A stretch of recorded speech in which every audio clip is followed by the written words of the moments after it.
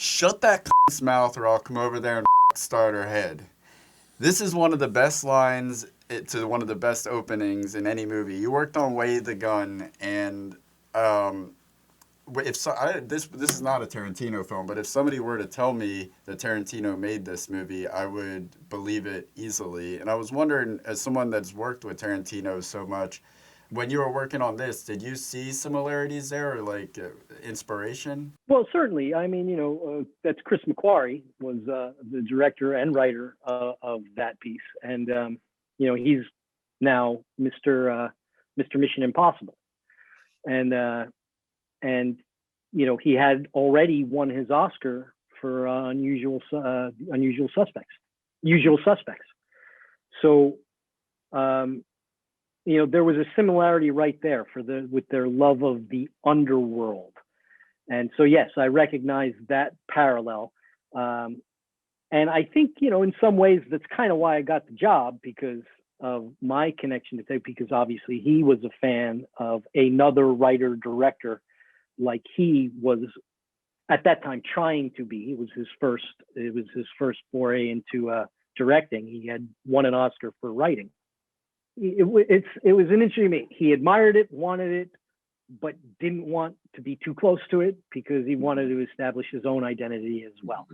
And what I really love about The Way of the Gun, which I see is getting a little bit of cult recognition these days, whereas Out of the Box it really didn't come out with gangbusters, is there is no redeemable character in that whole movie. The only person who is innocent is the unborn baby, and is born right at the end of the movie. That's the only innocent player of anybody. Parker, Landau, Jeffrey Lewis, who was amazing. Juliette Lewis was great. James Caan was a great bad guy. I mean, there was no good guys. There was no, oh, I like that. Even Sarah Silverman was. I think he said that to Sarah Silverman. Yeah, get your ass off the car. Yeah. Oh, yeah. Yeah, no, it's get off the car with your ass. It was very funny the way she worded that. And then the way she looks at her boyfriend after he says that line back to her, he looks at her boyfriend like, yeah, you want to do the man dance? Was that, do you remember shooting that part? Was that, I'm just curious, because I love that moment so much. Like, I'm curious how that came to be. Like how much of it was on the page and how much just kind of came out organically when they started working on the scene. An interesting thing about that, it was on the page. That there was a little bit of riffing, I believe, but more from Sarah Silverman. That's just her thing a little bit, but most of it was really on the page. The stuff that stayed was on the page. But the interesting thing about that is that's the first scene of the movie. But what had been when we read the script was a collection of circumstances with Parker and Landau, Ryan Phillippe and Benicio del Toro, being pricks in quick cuts in different places. And, we'd kind of put these in the schedule. And there was it involved explosions. It involved, fights. It involved all this stuff, but they're all like 1/8 of a page. And there was plenty of other material to shoot over the course of the 50 days that we had to do it in Salt Lake City. And one of my favorite cameramen was is a man named Dick Pope, and he was the cameraman on The Way of the Gun. And we're about to go out on the Tech Scout, and he comes into my office and he's distressed. And I'm like, I called him the Pontiff. Pontiff, what's the matter? What's the problem? What's going on? He's like, I really feel great about everything, but it was called the trailer, which was these collection of scenes at the beginning of the movie. I really don't know how to achieve the trailer.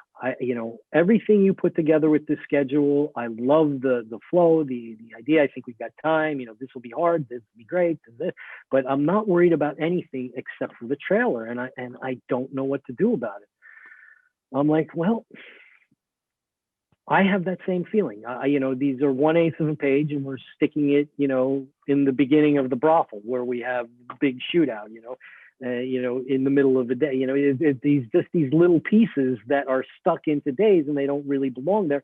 But for, things that take effort, when you're going to blow up a car, You can't just say, okay, we're gonna run over here and blow it up now. You gotta try to keep people safe. That's all part of the process.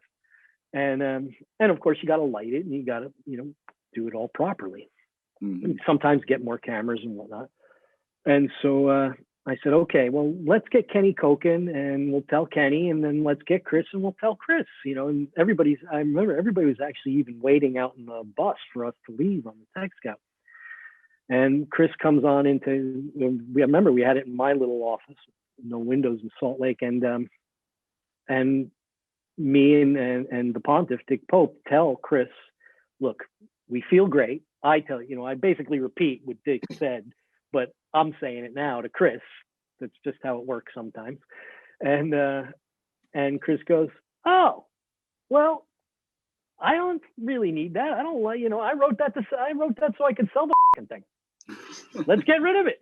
It's great to start right there in the alley with these guys outside the club. And that's, so we just wiped it off the Tech Scout, took it off the schedule, and that was the beginning. Now there's the new beginning of the movie. It was right there. Yeah. So that was an interesting thing. And it was an important lesson for me. This is 2000, I guess we shot this. It was an important lesson for me, to express your concerns. Don't just swallow it and say everything's going to be fine. If you have a concern, express the concern, talk about it. I mean, the solution's not always going to be, we don't need it, but we will work out a solution. We will find the solution. We will solve the problems together. Some like actor up and coming that was auditioned and got cast for scene 1B had already called everybody. I mean, I'm gonna be in this scene with Benicio. I've been pumping out. I'm out there. This is what we talked about, man. It's what we fought for. And then it all comes down to the writing. Throw it out. I just wanted that for the trailer. Oh man, that's amazing. I remember one was blowing up a car. Another one was beating up a guy in a wheelchair. It was just these silly little things to show that these two guys are not really nice people. Yeah. And Chris was, to his credit, was like, I would prefer that we learn that they're not nice people. And if we learn it in that first scene with, the quote you remember. Oh, well, and he pushes Benicio, he pushes the boyfriend out of the way to punch the girl. Like, I'm like, okay, this is the guy we're following. All right, let's go. Right. So we quickly learned that we're dealing with the true deplorables. Yeah. Very entertaining from beginning to end, though. They were great.